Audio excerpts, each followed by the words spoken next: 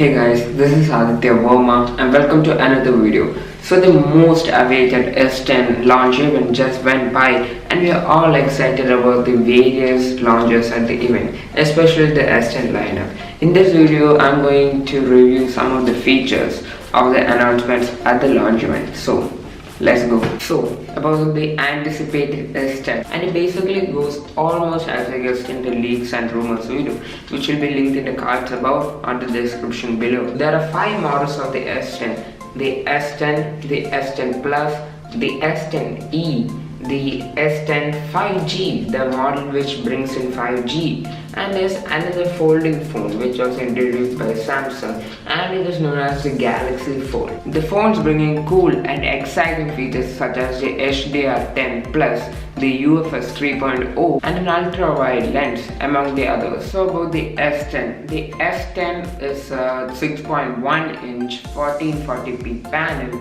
which has an aspect ratio of 19:9. The screen is almost bezel-less and Samsung has introduced its new Infinity O display in it.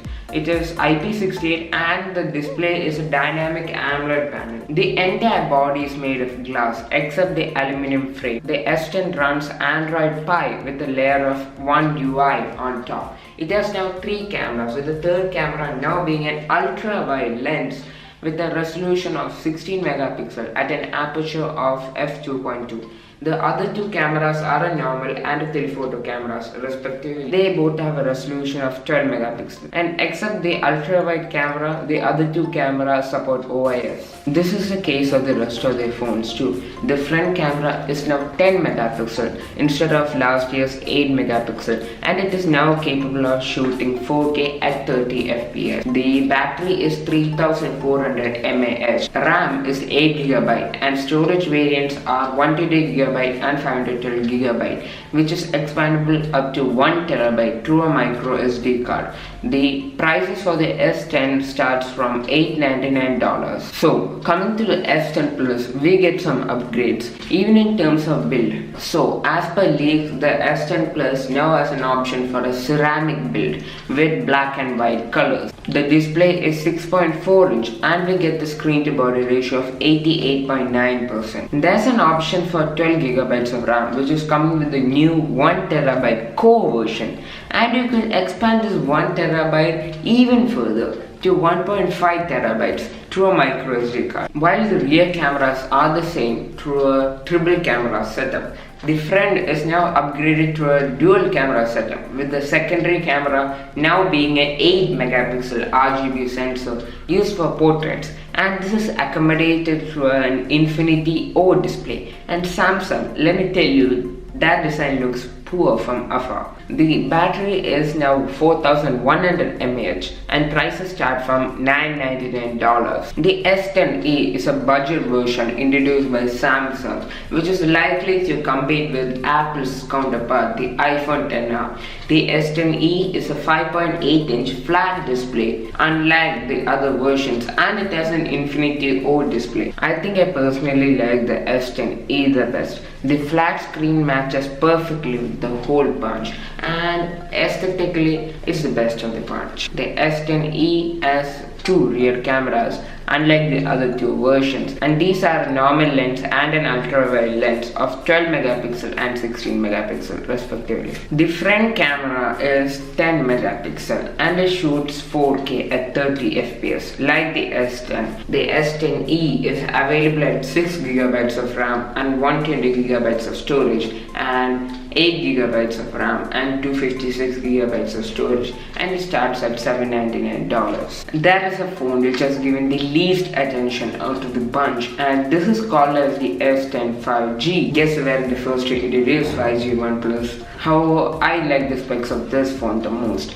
It has a 6.7 inch display with a screen to body ratio of 89.4%. There are 4 cameras on this phone, the first 3 being the same as that of the S10 Plus, and there's a TOF sensor or a time of flight sensor. The front also houses two cameras, the second again being a TOF sensor. It has a 4700 mAh battery and it is coming with 8 GB of RAM and 256 GB of storage. The price is not yet revealed by Samsung, but you can expect it to be expensive considering it comes with 5G. And the release date has also not been revealed by Samsung, even though the Galaxy Fold has been given one. Now on the Galaxy Fold, the highlight of this event. It's a foldable display which folds inwards, and basically there are two screens for this phone. The cover display is 4.7 inches and when the tablet-like display is open, it reveals a 7.3 inch display. That bezel though, that's ridiculous. So the big display is going to have an aspect ratio of 16:10 and the cover display is going to have an aspect ratio of 21:9. There are literally 6 cameras in this phone, 3 on the back, 1 on the front and 2 when unfolded. The rear cameras in the Galaxy Fold are going to be the same as that of the other phones, and for the front camera, the cover display is going to have a single camera of resolution 10 megapixel and the dual camera setup inside the Fold are going to be consisting of 10 megapixel and 8 megapixel. The phone is very long and very small.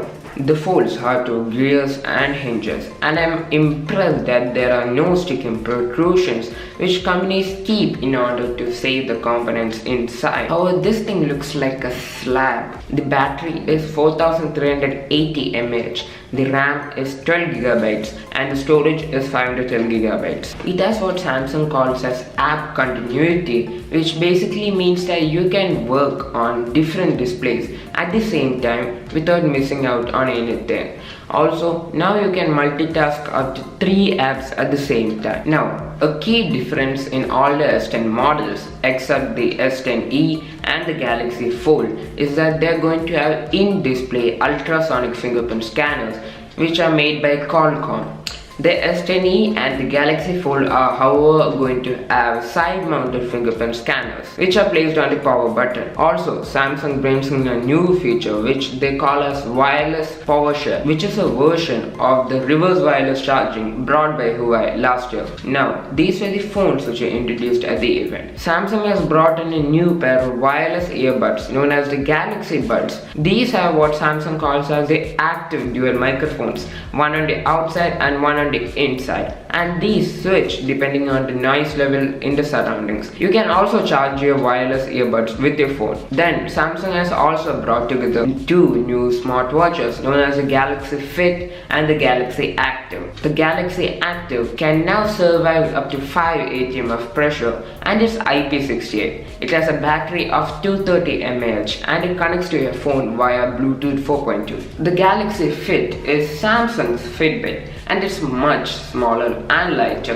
at a weight of 199 grams. The Galaxy Active costs $199 and a Galaxy Fit costs about $99. Now, these are the products that are introduced at the S10 Unpacked. What do you think? Do you think that the Galaxy Fold is worth it?